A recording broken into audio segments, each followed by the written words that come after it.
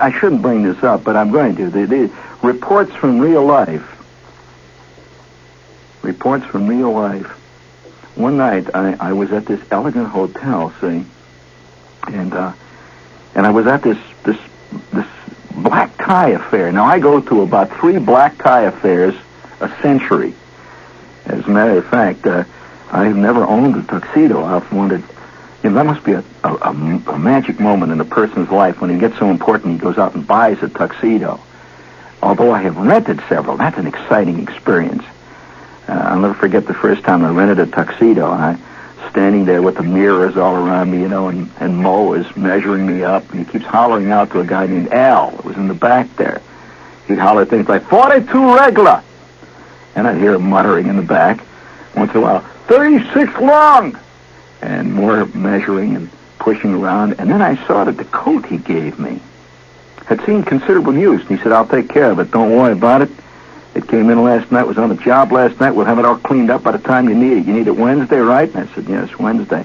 Don't worry, I could smell spaghetti. I could smell pizza. It had been at an Italian wedding the night before, and it seen considerable action. So this is something that that women don't know about. I don't know of any woman that's ever rented a piece of clothing.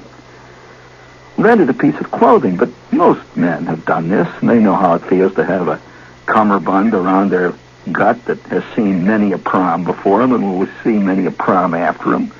And so on this particular night, I'm in there, walking around, and I've got this black tie thing. And I've got, you feel very official when you have on a tuxedo. You know that feeling of officialdom when you have a tuxedo on? Something that makes you feel, classical is the only word I can say. It gives you a kind of a straightness and an officialness.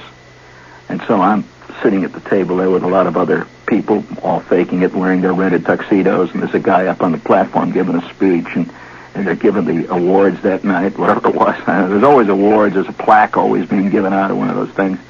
So I'm sitting there in the middle of that. I'm eating the what do they call them? Petit fours, right? Those little cookies that come that are petit. Some of those are never eaten. They go on. They're used in one banquet after the next by many hotels because they know most people don't eat them. They just bring them out, see, and they lay them there, and people poke at them.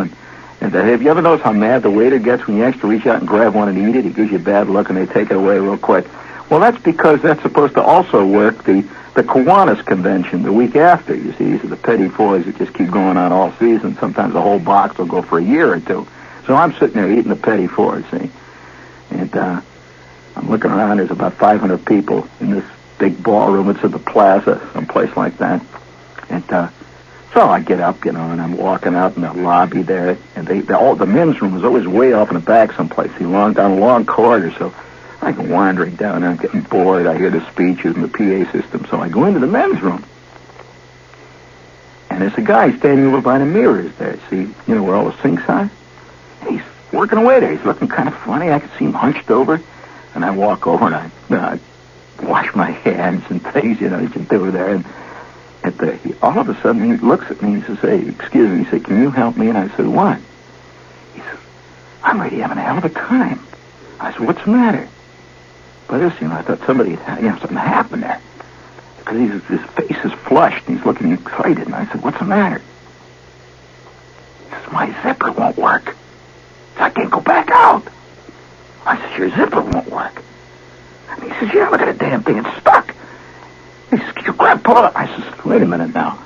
I said, look at that thing. I'm looking at it, and a couple of other guys come in. And within 5 minutes, there were 8 of us in there trying to get this guy's zipper work. And we're still, this is fact. These things happen. They really do. Don't look askance, lady. This is the way life is. You're going to have to face life for what it is. And so, so we're trying. So finally, there's a great moment of fantastic victory. See, the zipper goes zip, up it goes like that. His head flies back. Oh, what a relief! His zipper's back. So we all go out calmly, all of us, back to our table. See, I never saw this guy before, and now he's back in the crowd. About 10 minutes later, the speaker up there, who's speaking into the PA system, with the echo chamber. And now we take great pleasure in presenting tonight's award winner, a national legislator all of whom you know very well, and his name is a byword with people interested in the future of aviation in America. Now here he is, the senator from the sovereign state. Oh my God, it's the senator. And the senator gets up there and he is getting the award. It's a famous senator. And he's running for president now. Friends, it's going to be very difficult for me, really, to vote seriously for the guy that me and 7 other guys tried to help get his zipper fixed. One is never a god to one's shoe shine type.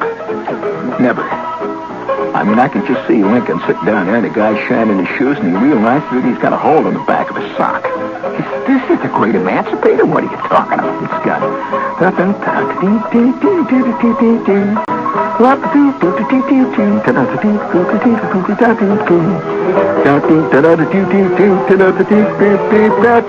Yeah.